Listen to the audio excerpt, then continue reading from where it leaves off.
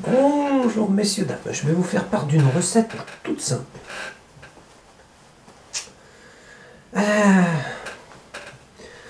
Alors, renseignez-vous sur vos cartes mères. Sont-elles capables d'encaisser Windows 7 ou pas? Si elles en sont capables, tant mieux pour vous, ça veut dire que tous les DirectX X passent dessus, en gros. Ensuite, boostez la mémoire de votre carte mère. Ne vous comptez pas de 512 mots ou de 1 Go. Vous pouvez vous renseigner sur la capacité maximale de votre carte mère sur Internet à ce niveau-là. Ensuite, vous avez le processeur. Là, c'est noté sur le socket. Plus le processeur est puissant, mieux c'est. En général, pour faire de l'Internet et booster une machine, il vous faut 2 cœurs. Et il vous faut 4, entre 3 et 4 Go de mémoire. Après ça, vous avez la carte graphique. Quelle sortie possède votre carte mère? Une fois que vous savez ça, vous pouvez acheter une carte graphique en conséquence.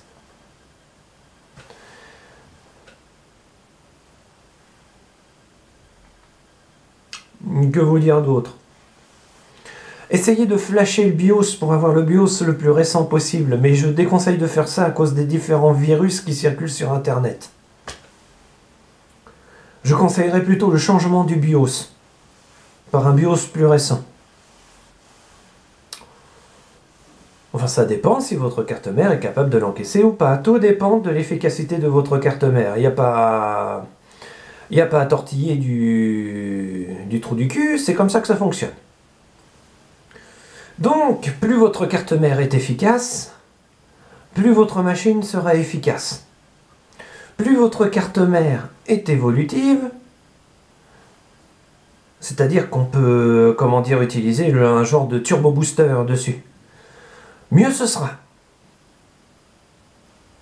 pour l'avenir de votre machine.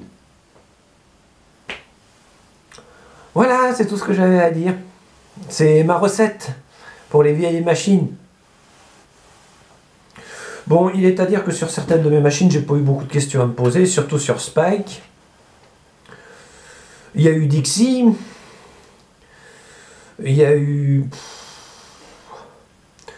J'en ai monté un paquet, hein. Et il y a la nouvelle machine que j'ai en préparation, qui est un genre de Spike, c'est sur le même modèle. Pour trouver la carte mère, là je me suis donné du mal parce qu'ils la font plus. Et puis je suis là en train de m'expliquer sur le...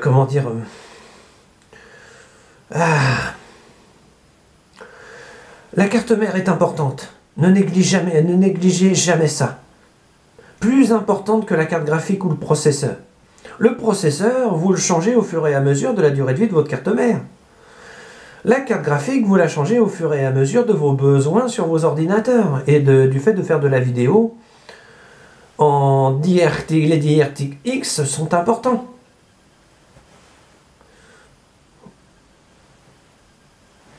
Que vous dire d'autre? Donc, eh bien, mon conseil, c'est de bien choisir sa carte mère. J'ai vu des ordinateurs revenir en réparation, bêtement.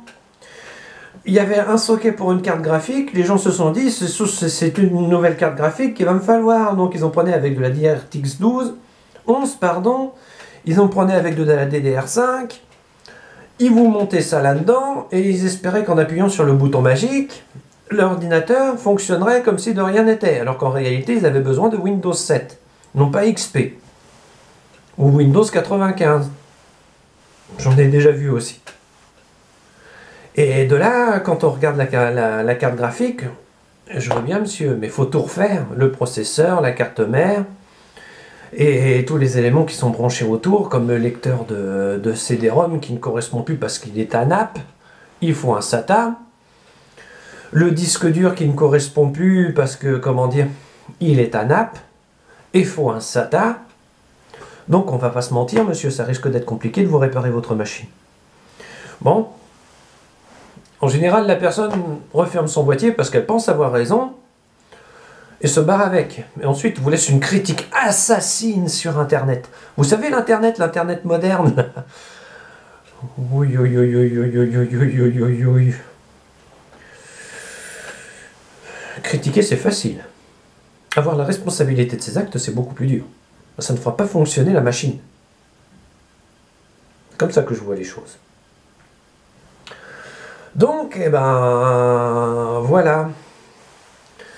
Je m'amuse à réparer les vieilles machines, je vais pas vous le cacher. J'adore voir la tête des gens.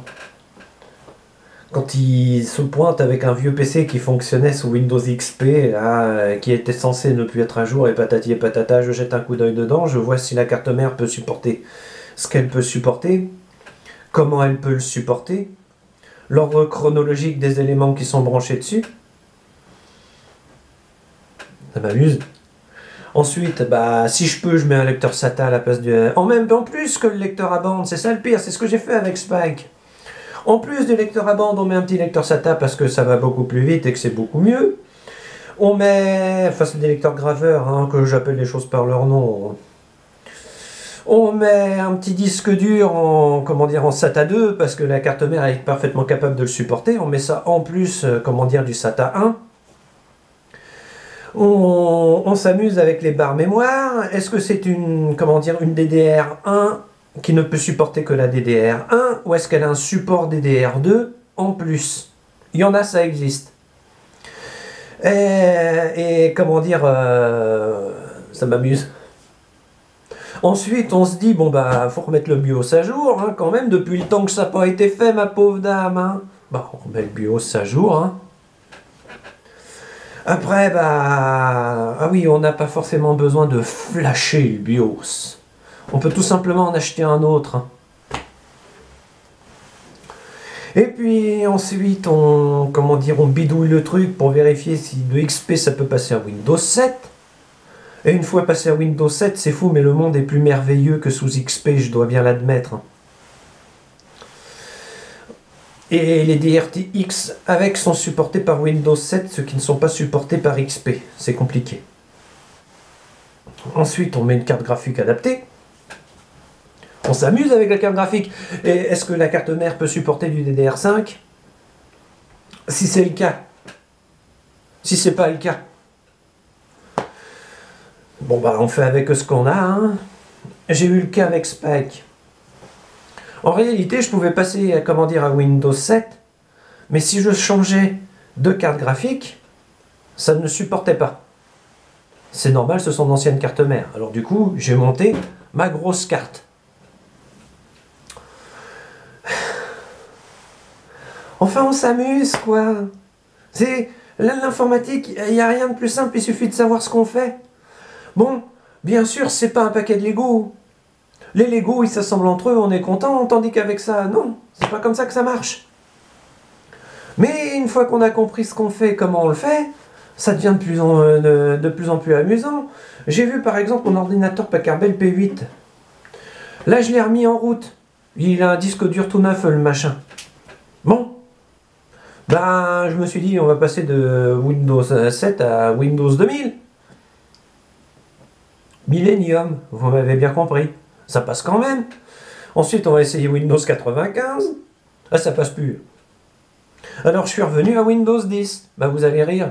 Mais sur la carte mère du Packard Bell P8, ça passe pas non plus. Ça a été mon erreur avec le Packard Bell P8 de passer à Windows 10. Je m'y attendais pas à celle-là, hein, mais bon, j'en parle sur Internet.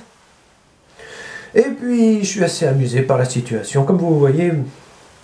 Vous savez, comment dire, j'ai été critiqué sur Internet pour mes façons de faire, ma façon de voir les choses, avoir défendu Advance. Il n'avait pas... Qui critique mes méthodes, c'est une chose, mais qui critique mes compétences. Attendez, messieurs, dames. Quel con. Quel con. Ça se voyait comme le nez au milieu de la figure que je m'éclatais à faire ce que je faisais. Et que je m'éclate encore. Par contre,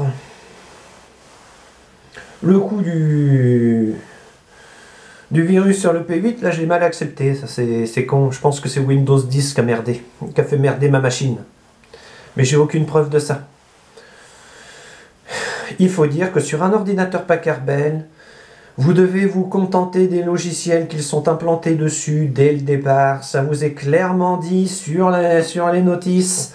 Parce que si vous changez de logiciel, vous risquez d'avoir des problèmes de compatibilité, de rétrocompatibilité avec les éléments présents dans votre machine. Je me suis fait avoir avec Windows 10. Donc j'en parle. Et puis voilà. Donc je suis assez amusé par la situation. Et j'en parle. Vous savez, là, il est... Quelle heure il est? Midi 57. Enfin, midi 56. J'ai pas une horloge à l'heure à la maison, moi. Je vais bientôt retourner à mon atelier pour bosser. Enfin, je fais pas grand-chose en ce moment. Hein. Comment dire, là, c'est plutôt réparation de sèche-linge. Il y a un lave-vaisselle qui m'attend pour dépiotage. Ah, je vous explique. J'habite dans un immeuble vachement grand, quoi. Il y a vachement de monde dans mon immeuble. Et ils jettent beaucoup de choses, comme des téléviseurs, des lave-vaisselle, des lave-linges. Mon petit plaisir, c'est d'en prendre un, de le dépioter entièrement. Le gardien, il est sur le cul quand il récupère les machins. De le dépioter entièrement. Ensuite, j'essaie d'analyser comment ils ont assemblé tel ou tel truc. J'essaie d'analyser à quoi ça sert, quoi. Et puis en général, lors de mes réparations, ça sert. Mais mes réparations sur les lave-vaisselle, elles sont rares parce qu'il faut que le lave-vaisselle il soit réparable. Hein. On vous dit et on vous apprend dans les écoles que tout est réparable. Le problème, c'est que c'est faux.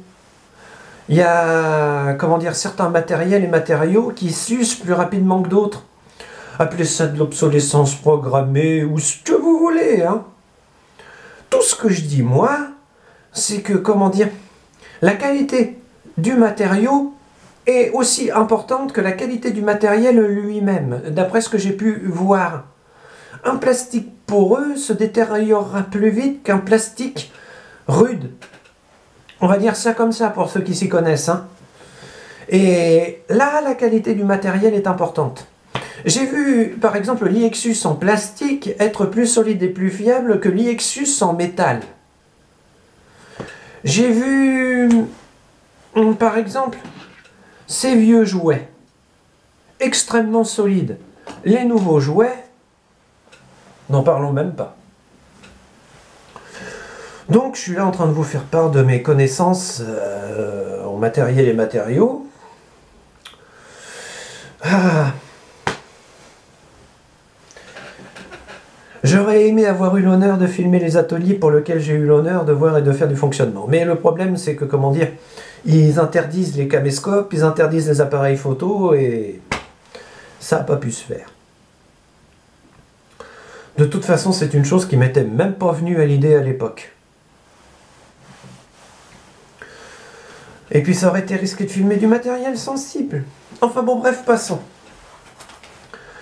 Voilà, donc, comme vous pouvez le constater, mon truc préféré, c'est de mettre les vieux machins aux normes, à jour, et de les réutiliser à nouveau. C'est comme ça que la CGO va voir le jour, vous allez voir. Donc, eh ben, en vous souhaitant une bonne journée et une bonne interprétation de ce tutoriel. Et ce tutoriel, il a été fait pour savoir ce que vous pensiez des nouveaux DirectX. DirectX X qui sont présents sur les nouvelles machines. Pas les anciennes, hein. DirectX 11 et 12, tout le monde les connaît. DirectX 11, 9, tout le monde les connaît. Mais le nouveau DirectX, je parie que personne ne le connaît. Je connais même pas son numéro, c'est vous dire. Donc, eh ben, en vous souhaitant une bonne journée et une bonne interprétation de ce tutoriel. Ah, mon Dieu. Et rappelez-vous, près de chez vous, si vous avez un ordinateur à réparer, des boutiques informatiques existent. Bien sûr, elles n'appliquent pas toutes les méthodes ESD. Et elles n'appliquent pas toutes les mêmes méthodes de montage. Je suis au regret de vous le dire. Mais elles vous répareront votre machine à moindre coût.